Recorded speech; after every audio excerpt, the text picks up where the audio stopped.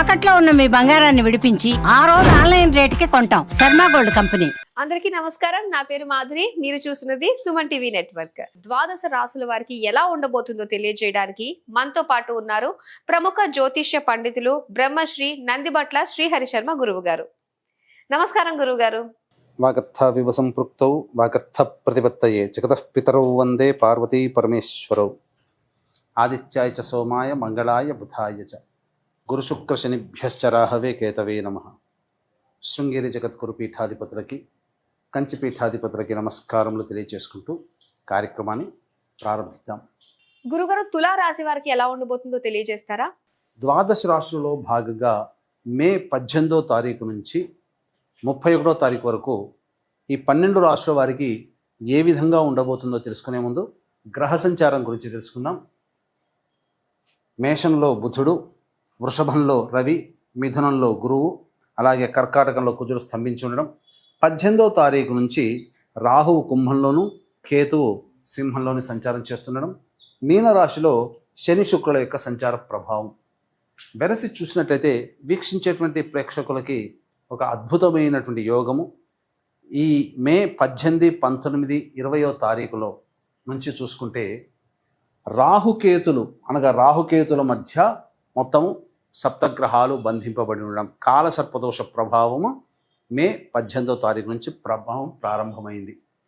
ఇక ఈ 18వ తారీఖు నుంచే గ్రహమాలికా యోగము 18, 19, 20వ తారీఖులో చూసుకుంటే గ్రహాలన్నీ వరుసగా ఒక రాశిలో ఒక మాలగా ఉండిపోయింది.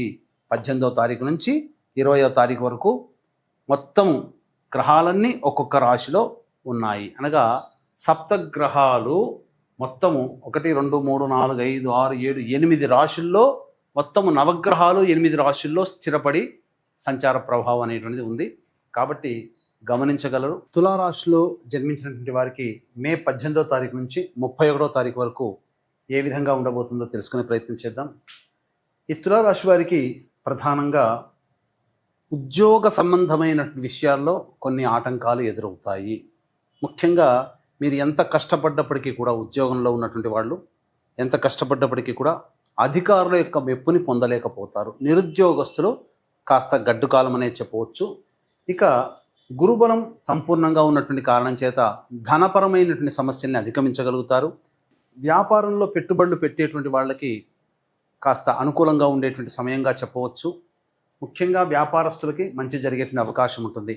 అయితే ఇక్కడ ప్రధానంగా చూసుకున్నట్లయితే కుజుడు దశమ స్థానంలో స్తంభించి ఉండడం, రవి అష్టమ స్థానంలో ఉండడం, ఈ గ్రహాల యొక్క ప్రభావం వలన సామర్థ్యానికి మించి పనిచేయాల్సినటువంటి పరిస్థితి ఎదురవుతుంది.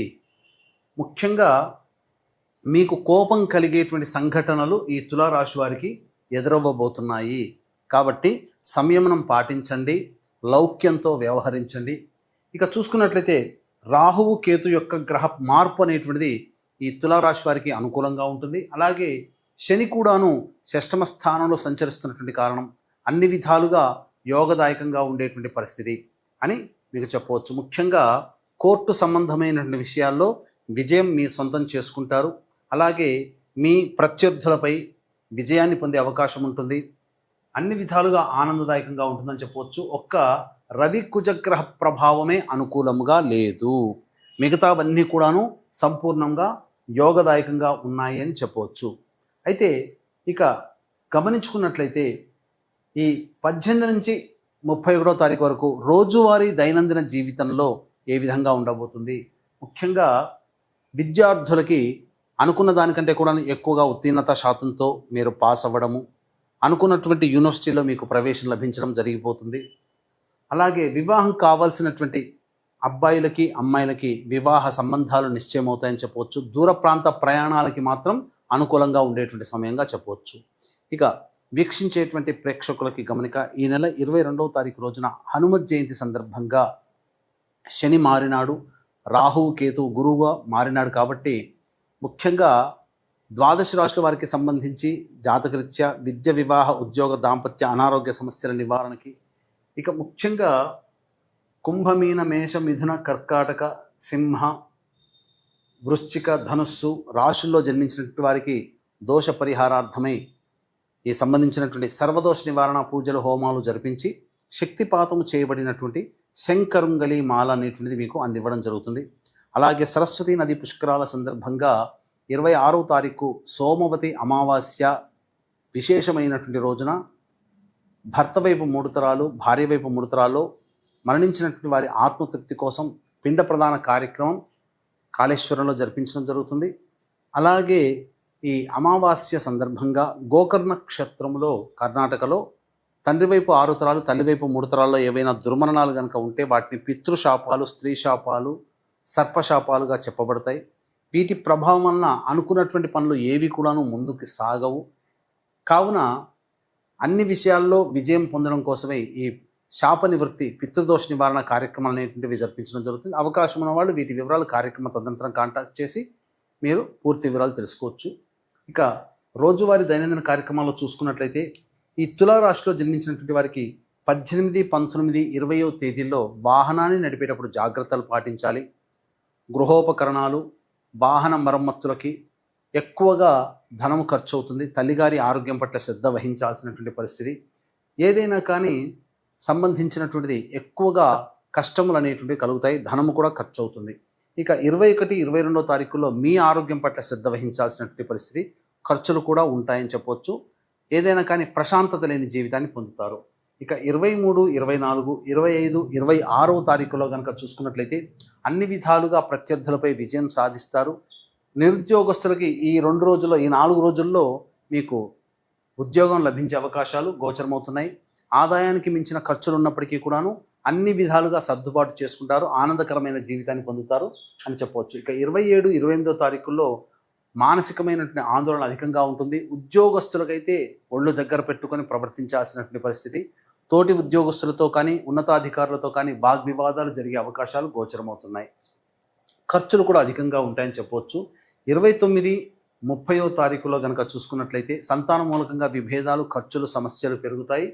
అలాగే ధనము కూడా ఖర్చు అధికంగా అవుతుంది. 31వ తారీఖు మాత్రం అన్ని విధాలుగా అనుకూలంగా ఉండేటువంటి సమయంగా చెప్పవచ్చు.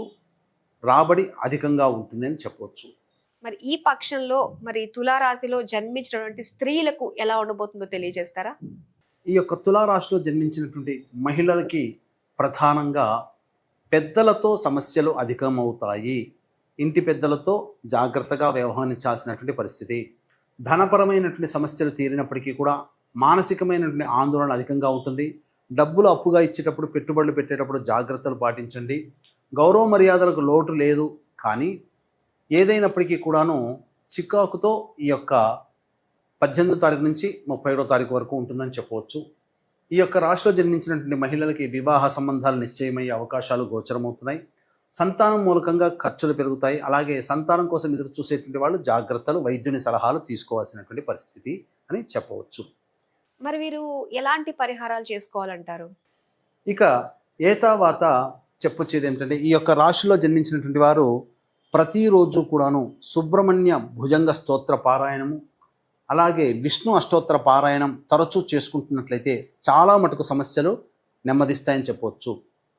ఇప్పుడు చెప్పినటువంటి సమస్యల కంటే ఇంకా విభిన్నంగా మీ యొక్క జీవితం ఉంది అని అంటే మీ యొక్క జన్మజాతకంలో నడుస్తున్నటువంటి గ్రహ దశాంతర దశల యొక్క ప్రభావాలు. కావున దగ్గరలోని మంచి ఉపాసనా పరులైనటువంటి జ్యోతిషుల్ని సంప్రదించి వారి సలహాలు, సూచనలు కనుక పాటించినట్లయితే మరింత మెరుగైనటువంటి జీవితాన్ని మీరు పొందుతారని తెలియజేస్తూ తులారాశి వారి ఫలితాలు తెలియజేసినందుకు ధన్యవాదాలు గురువు గారు.